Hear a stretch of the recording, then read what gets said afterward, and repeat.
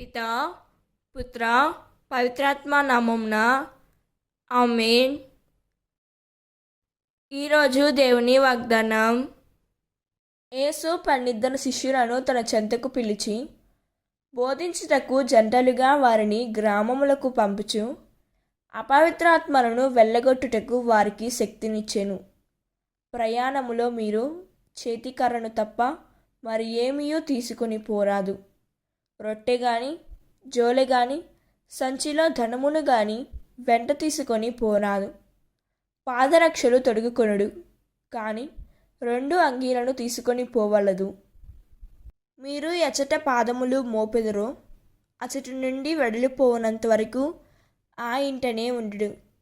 ఎవరు మిమ్ము ఆహ్వానింపరో, మీ బాధను ఎవరు ఆలకింపరో వారికి తిరస్కార సూచకముగా మీ కాలి దుమ్మును అచట దులిపి వెళ్ళిపోండు అని యేసు తన శిష్యులతో చెప్పెను.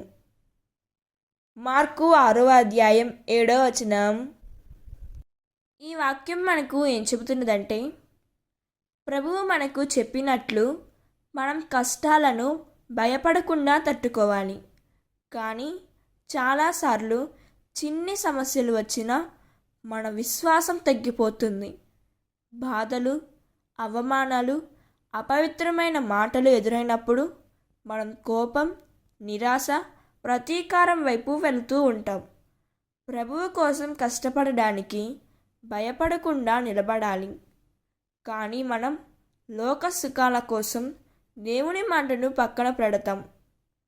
ఈ వాక్యం మనకు సహనం, ధైర్యం, పరిశుద్ధ జీవితం అవసరమని గుర్తు చేస్తుంది.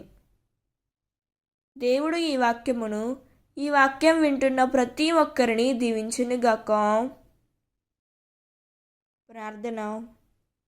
ప్రియమైన పరలోక తండ్రి, నీ నామమునకు మహిమ కలుగునుగాక.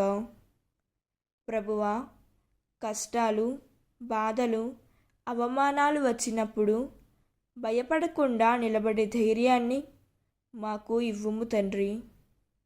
మీకోసం బాధలను సహించే శక్తి ప్రసాదించుము యేసయ్యా. మా హృదయమును పరిశుద్ధంగా ఉంచి మీ చిత్త ప్రకారం జీవించుటకు మమ్మల్ని నడిపించమని యేసుక్రీస్తు నామములో అడిగి వేడుకుంటున్నాం తండ్రి. ఆమేన్. God bless you.